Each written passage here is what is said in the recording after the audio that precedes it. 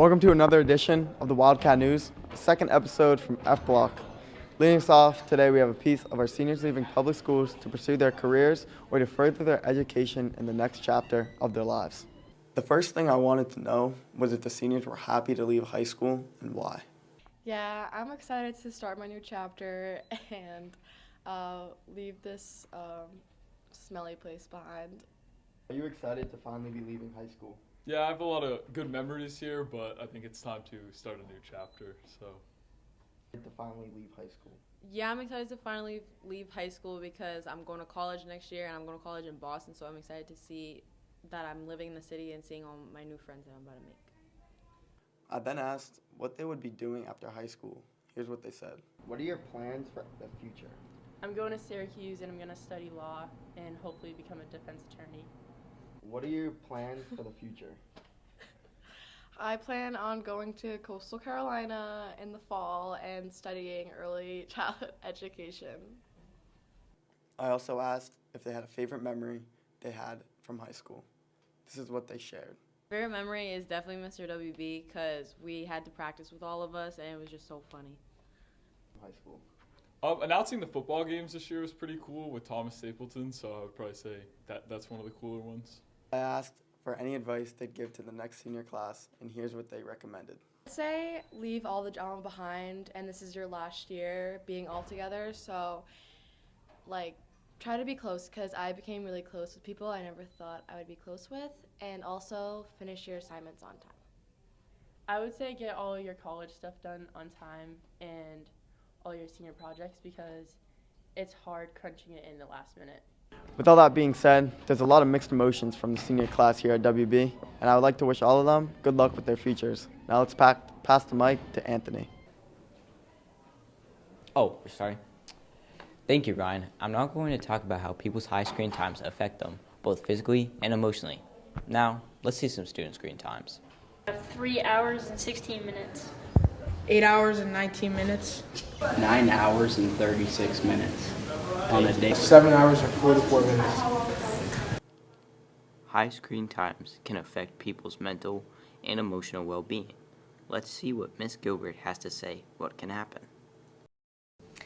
High screen time has an effect on the well-being of students because a lot of times it can cause depression, anxiety, isolation. Sometimes kids are exposed to cyberbullying. It can really disconnect people from the world around them. Now, let's see what she thinks a healthy screen time is to have.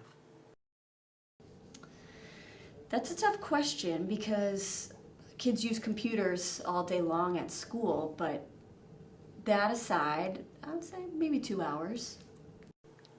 To reduce the usage of devices, people can use many strategies. What are the ways we can do it?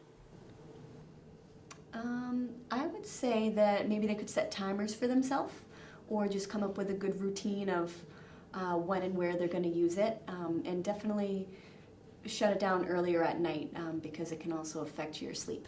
Screen times don't just affect the mental and emotional well-being of students, but it can also affect the physical well-being too. Let's get more information from Mr. Castro. Well, I do not allow my athletes to be on their phones and have screen time, so it doesn't affect us on the sport fields. Prior to us taking phones away, it was a problem in class because students would get easily distracted on their phones. It was a safety issue. Kids would be getting hit with balls and stuff because they weren't paying attention. So not having the phones has been beneficial to that. I hope this information helps you become more aware of the effects screen times have on yourself. Oh, I'm getting a call, but now let's see what Natalia has to say about Mr. Winchell. Thanks, Anthony. We're here at West Bridgewater Middle Senior High School to meet up with Mr. Winchell, his students, and his colleagues to get to know more about him as a teacher and a friend. Mr. Winchell's love for math led to his teaching career at West Bridgewater Middle Senior High School. I chose to become a math teacher for all the wrong reasons. It was because I was good at math, and my guidance counselors told me that I could either be an accountant or a teacher, and so I chose teacher. I remain a teacher because during that time I was mentored, and one of the things that I was told was that instead of being there for the math, to be there for the students And it sounds simple, but it changed my life completely, and I've loved teaching ever since. Living in West Bridgewater his whole life made him want to work at the school. This is my 22nd year. I came here in 2002, and I was teaching at Middleborough at the time, and my family still lived in West Bridgewater, and a job opened up. I applied and I got it. Students and teachers had different opinions about Mr. Winchell when first meeting him. My first impression of Mr. Winchell was that he was well organized, knowledgeable, and definitely one of the teachers that the kids loved. Honestly, I thought he was about to be like every other math teacher, the guy who just sits up there and talks. But ever since day one, he's just been a nice guy, explaining every problem, making sure I understand it. Mr. Winchell being caring has a great impact in his classroom while teaching. He does good on one-on-one teaching.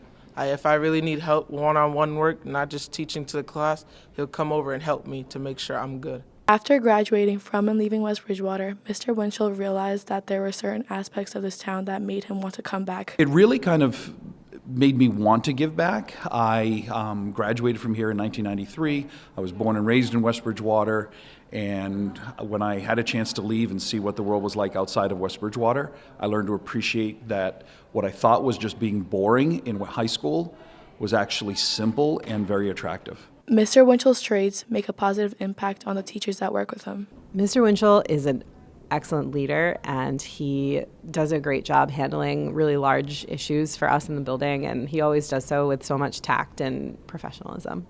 Mr. Winchell creates a fun atmosphere in the classroom, keeping his students engaged. Oh yeah, so he played this video in class, and he was like a math video, like a rap video math, and he was like, Giselle, hit it. So I was like, hey. After working at West Bridgewater for 22 years, he developed a new perspective on life. It's made me, again, appreciate the small things in life. West Bridgewater is a very small school. West Bridgewater is a small town, and I've learned to just appreciate how simple the small life can be. After interviewing Mr. Winchell, his students, and his colleagues, we learned that he's an amazing math teacher and a person and is loved by many individuals at the school. Power Block in high school runs for all 4 years with a singular teacher. Middle school Power Block is only 1 year, and they switch when they get to 9th grade. High school teachers start with freshmen and have these kids until their senior year. This allows teachers and students to develop relationships and get to know one another better. My senior Power Block, they were great, but they were just looking to get out and go on privs. But my freshman Power Block is very engaging and chatty. I think the biggest difference is that the freshmen are actually here. As seniors, they end up getting privs, so you kind of lose a little bit of a connection with them. The freshmen, their personalities start to develop, along the years. Right now, freshmen spend a lot of time decompressing on their phones, on TikTok. Maturity, growth, respect, all that stuff. The freshmen come in, brand new to high school, coming off of middle school, and the seniors are obviously, they've been around enough, and they're moving on to bigger adventures. Teachers that have seniors often don't have many students in their class since they are out on privs unless they are canceled. However, freshmen are not permitted to leave the building. There are some kids I never had in class, so that's nice to see some students that you don't usually get to see in class and make the connection with them. Teachers can have more informal conversations with their students in Power Block than in class, where they can relax a bit more and have fun. That every kid has at least one teacher that they feel like they can go to for anything. It helps everybody. It helps students know that they're going to the same Power Block. It helps teachers understand the students are coming to their Power Block. It helps build the relationship. Everybody in my Power Block, there's a mutual respect between us. Have one adult in the building that you just will see every single day, because you have Power Block every day, so it's one teacher that you know that you will go and see and be able to kind of have like a home base every year. Relationship building is essential because it gives students someone they can trust and go to when they need it. Not having Mr. Ennis as a teacher for all my classes, having him as a Power Block teacher has brought me closer to him for sure, because he jokes around a lot, and as well as the students. I've gotten closer to my friends because we have more time to hang out there. I got closer to my friends, and I like my Power Block teacher. Some students enjoy their Power Block and don't want to change it because of the bonds they have formed with their teacher and students in their Power Block. Sometimes middle school behaviors are a little out of control, so that sometimes can be a struggle in our relationships. Middle school teachers struggle to make good relationships with their students because of behavioral issues, which is something that high school Power Block teachers don't typically have to deal with. Power Blocks are necessary for students to have time for themselves, whether that is talking with friends and a teacher or getting work done.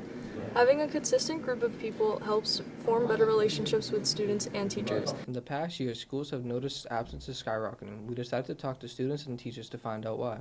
Recently, schools have noticed students have been caring less about showing up to school.